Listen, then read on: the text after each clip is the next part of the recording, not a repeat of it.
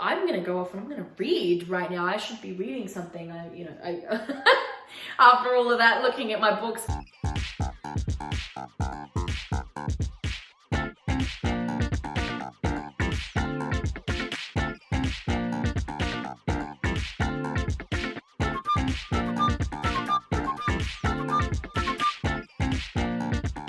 Aloha guys, Christy Grace here with you on another I Spy in July video. Today I am talking to you about all of the books in my bookshelf. You can see I have my main bookshelves for reading books upstairs. I have some research books in another cabinet that looks very much like this.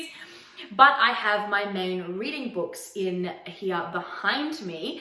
I went through, when I moved my house, I went through and tried to discover how many I had out of the books that I own, how many I've actually read and how many I have been wanting to read. What I discovered was essentially I have only read half of the books that I own. I love buying new books. I love reading new stuff and finding out about new stories and things like that. And I don't often have as much time as I'd like to read them all. So unfortunately, it means that half of my bookshelf, this half actually, I haven't read, and the other half I have read. Sometimes though, those books I've read have been so long ago that it's basically I've forgotten almost all about it. Today I wanted to show you and run through with you some of the books that I have that are on my to be read list, which is essentially half. The last count that I did was about 150 I haven't read and 50 I have.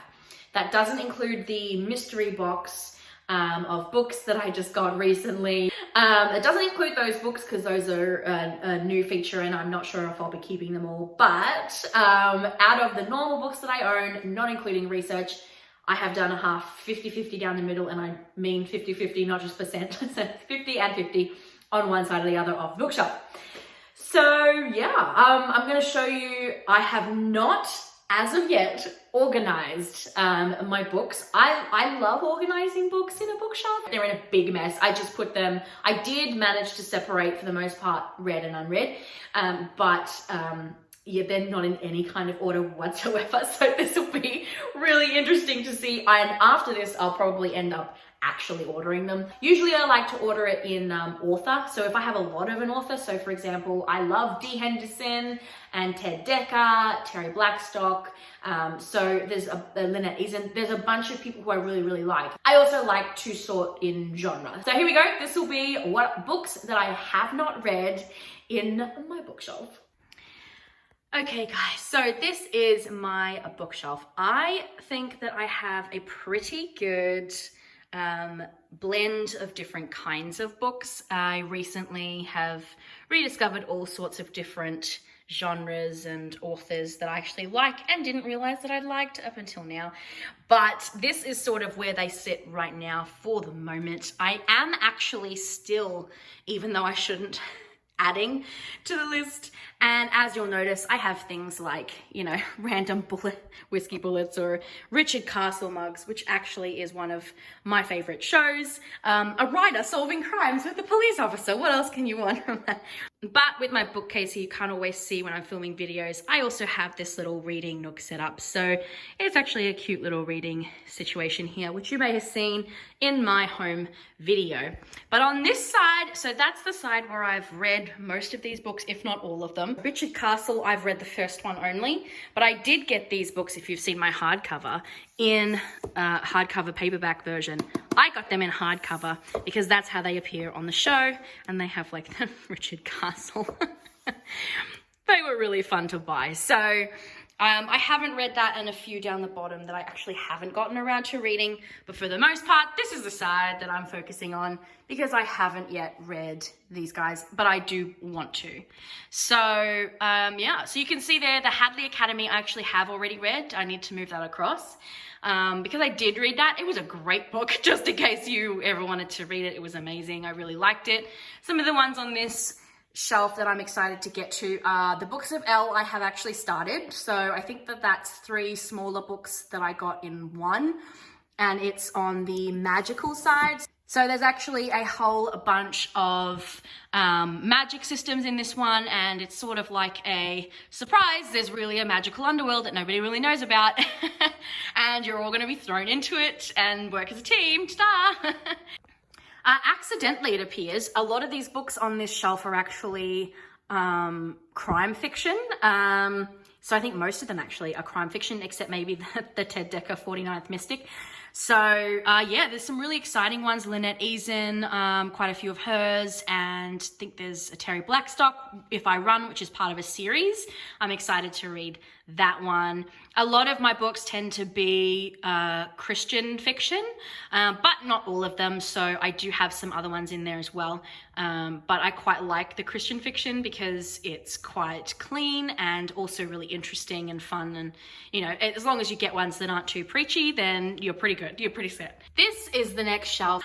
This seems to be a lot more spec fic stuff. So I actually have the Legend series in here. I have actually read the first book of Legend. I did do a Goodreads review on it. I quite liked it, actually. Actually, I liked it a lot. And so I have been meaning to read the other ones.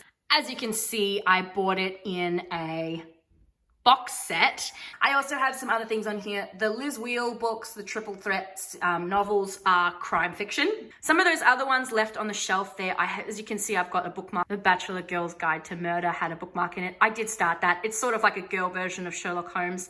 There's also a Ted Dekker book on there called Saint, which is part of the Circle world. I'll get to that in a minute because the Circle books are actually on my on my list in another shelf down below. And then there's also some other ones. So Synapse, I think, is a more of a technology-based spec fic. And so I'm excited for some of those ones as well because they sounded really, really good. This is my next shelf. I am about halfway with this shelf, just so you know. There are a couple of books on here that are not spec fic. So the Sacred Cipher and Last Con, I would classify those not as spec fic. It's about more treasure hunting. Sorry, I just got distracted by my kidnapped entanglement mug. You can get these at my website, but I'm just, I'm trying to focus. It was distracting me. So yeah, so another Ted Dekker, of course, on the list. I did actually technically read 3 when I was in school. So I have technically read that, but it has been so long that the only thing I really remember about it is the gigantic spoilers or the really big reveals is the only thing I really remember from it. So I am leaving that in my to be read sort of side of the the bookshelf. A few of these I have no idea really what to expect. I think the string is sort of, from memory, is sort of similar to the idea of Saw, the first Saw, without the gory stuff. It was more so the puzzles and trying to work your way out. I think that that's what that was. Stratagem, it's another con book. And then I have this guy.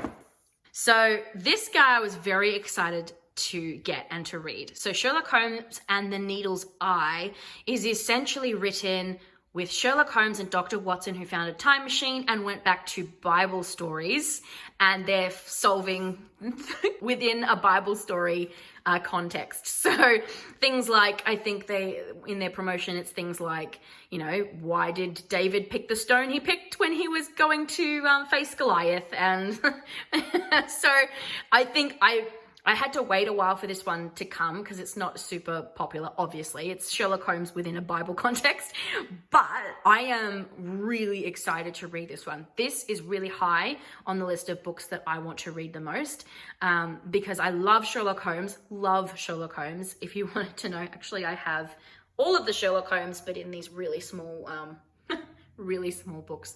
All right, we are on the second last shelf, believe it or not. But here we have a very big mix. So the first sort of few books on this shelf are spec fic, so they are more of a sci-fi feel. They are still Christian books. There is the Ted Dekker, The Circle. So the Circle world sort of had, I think, 4 main books: black, red, white, and green. And then there was a whole bunch of spin-offs that they did, like Saint, because I believe it opens up an entire multiverse sort of a situation. So there's actually multiple potential universes and places that people exist, and that they all have their own versions of reality and magic or no magic or whatever it is. So it actually opened up quite a few different sort of realities that he could write in.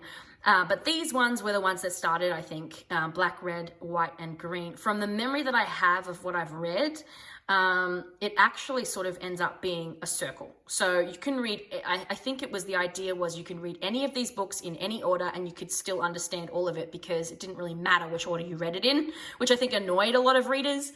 From what I can remember and what I understand. But I think that sounds really interesting.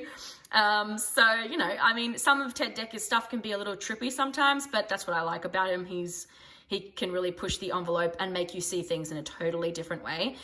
Sometimes, a lot of the times, in a really good way. You can sort of examine the way that you see things and the way that you go about living your life, which I found when I was reading Water Walker and Hacker, which I think were a part of a series. I can't remember what they were called, but that was really great because that actually got me to think a lot more about me and how I view myself and the world. So it was really great. I love Ted Dekker. He's really entertaining, but he also can make you really examine your life. On the flip side on this, I actually have D. Henderson was my favorite author for a very long time, and these books here, the Uncommon Hero books, were actually they were a series that I never ended up reading, but I always wanted to read. So I ended up buying them, and they've sat on my shelf for so long. They focus more on the military. They're still here, and I'm still going to read them. And the last thing on this shelf that I want to show you is I have never really been much of a James Bond person. However, I did watch a few of them and really enjoyed the stories and the characters. So I bought a few James Bond books. These are, I think, a relatively recent design of the books, and I've got 2 so far. They're on my list to read. I think I read maybe a couple of pages. James Bond is such an interesting character as well to follow, and I love a good spy. So those ones are there, ready to go. We are on the final shelf. This shelf, honestly, is just a gigantic mix of every Tom, Dick, and Sally that didn't fit into the into the thing, but I haven't read any of these yet. So there are a lot of different kinds of books on here, and I'm really quickly just going to run through some of them. AD 33 by Ted Dekker is the second book that he wrote.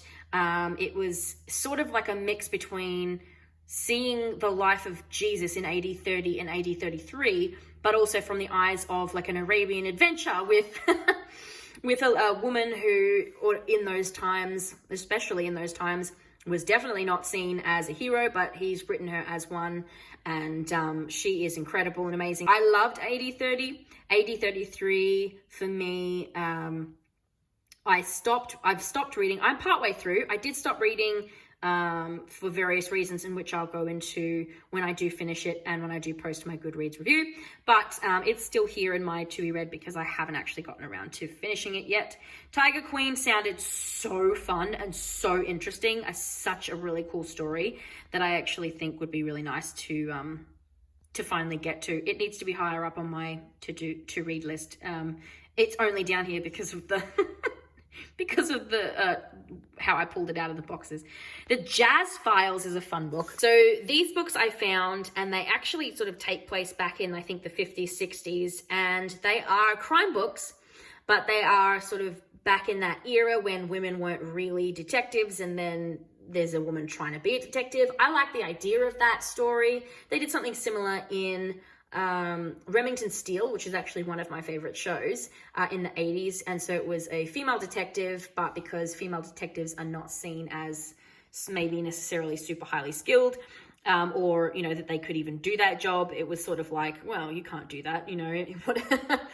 But you proved wrong every week, and so this is sort of got a similar feel, although it's 50s, 60s, so different time period. Like I said, there's a few bits and pieces. Some of these are actually non-fiction books like Saw and The Perfect You, but a lot of these ones also were just fiction books that didn't have anywhere to go. The Frankston Murders by Vicky, I'm actually really excited to read that one too, because Frankston really is not too far from where I live, and even though this is about something that happened several decades, I think, ago.